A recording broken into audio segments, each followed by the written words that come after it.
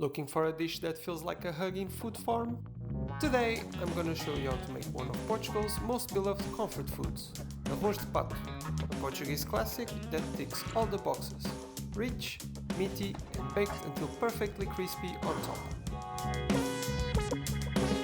Start by placing a whole duck cut into quarters into a large pot. Don't forget the neck and gizzards, they hold a ton of flavor and a surprising amount of meat, so make good use of them. Next, throw in a whole unpeeled onion, roughly chopped. Add in 2 carrots, you can peel them or just wash them really well and cut them in half so they fit nicely in the pot. Couple of garlic cloves smashed, but you don't need to peel them. Add a few bay leaves for the subtle herbal aroma.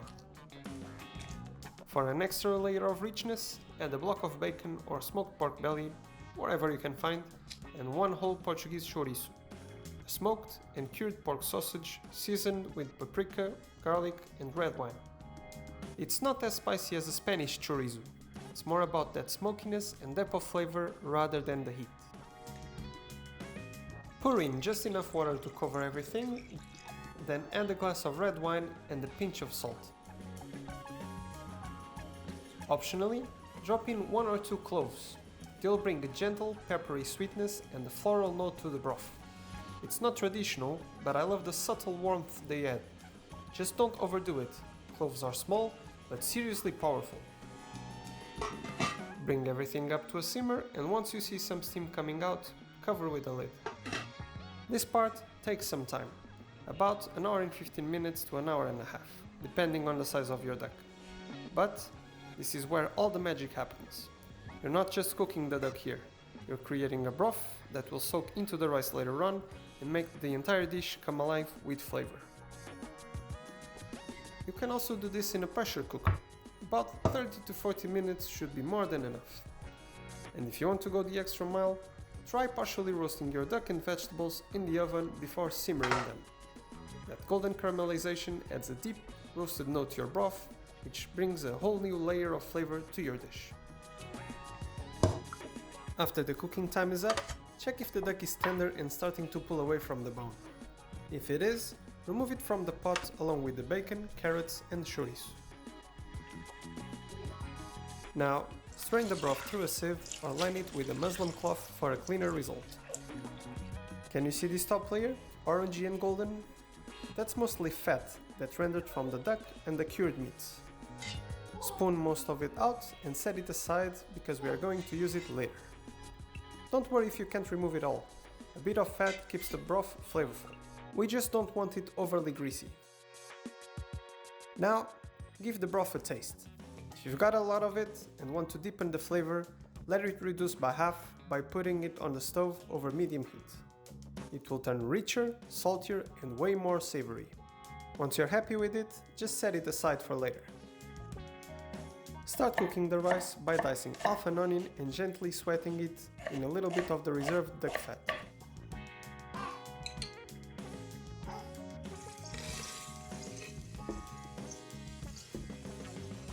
Don't let it brown, just soften it slowly. Mince 2 garlic cloves. While the broth reduces, let's talk about rice choice, because it makes a big difference here. In Portugal, most people use Caroline rice, a local, short-grain variety similar to risotto rice such as arborio. It absorbs tons of liquid and flavor and releases a little bit of starch, giving the dish that creamy, slightly sticky texture perfect for arroz de pato. Some regions, though, prefer agulha rice, a local, long-grain type that stays fluffier and lighter. It doesn't soak as much broth as Caroline, so it's a bit less rich, but still delicious. In the end, it's more about personal taste than right or wrong. If you can't find Caroline or agulha, any short grain rice will work. Or even a standard long grain variety will do the job nicely. Just avoid basmati, jasmine or parboiled rice. They absorb less liquid and make the dish drier and less flavorful. Now measure out 400 grams or about 2 cups of unwashed rice. Keeping the starch helps with the texture later on. When the onion turns translucent, add the garlic in and cook it for another 2 to 3 minutes. Add rice to the refogado, that's the Portuguese version of a sofrito, and stir it until every grain looks shiny and coated in fat. Let it toast gently for a minute or two and then pour that gorgeous duck broth in. For carolino or other short grain rice, use 3 parts broth to 1 part rice, about 1.2 liters or 6 cups. For agulha or long grain rice, use 2 parts broth to 1 part rice, about 800 milliliters or 4 cups.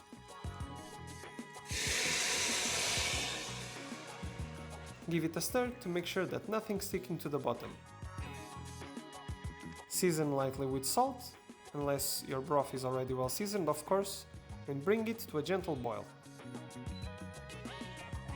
Once it's boiling, drop it to a low heat, cover with a lid, and cook for 10 to 12 minutes.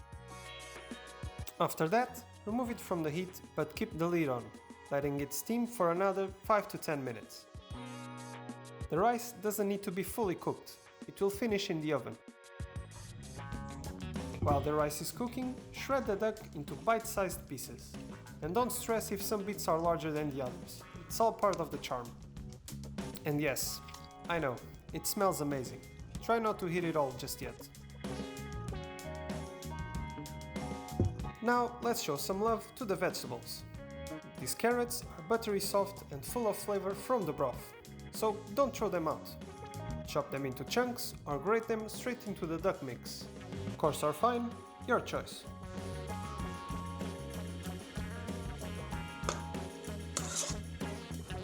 Slice some of the chouriço for decoration and dice the rest and add it to the duck.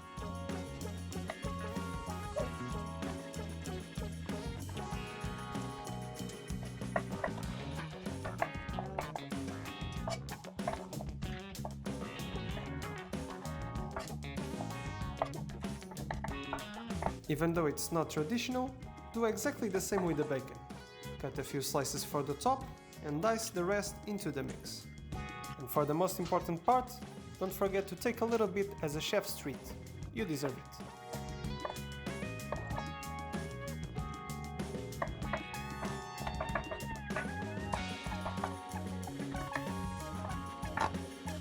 Now, trigger warning, this next part isn't traditional at all. But hear me out, duck and orange are a perfect match. Add the zest and juice of an orange to the duck mix and it will brighten the richness and give it a subtle, sweet freshness, elevating the dish to a new level. Feel free to skip this step if you want. Taste your mixture and adjust the seasoning. I'm adding just a touch more salt and a splash of port wine vinegar for some acidity, balancing the richness beautifully. To finish, stir in 1 ladle of hot broth to moisten the duck. It will soak up all the flavor right away.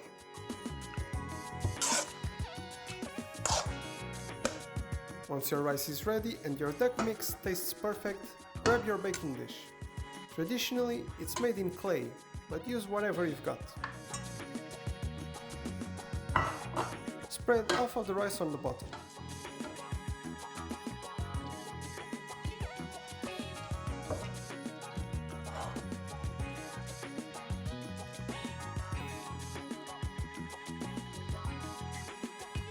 Then, make a middle layer with the duck mixture and top it off with the remaining rice.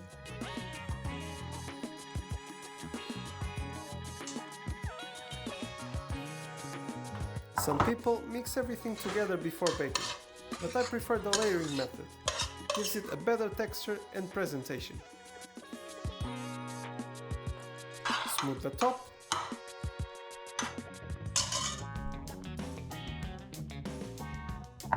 And arrange your slices of chouriço and bacon in neat rows.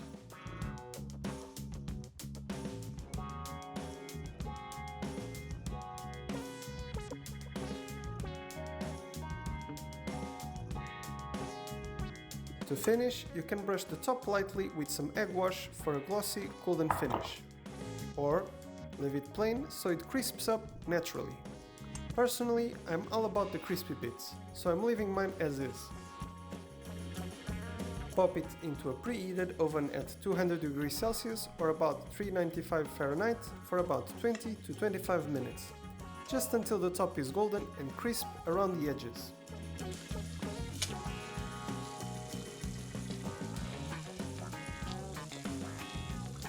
When it comes out, you should let it rest for a few minutes.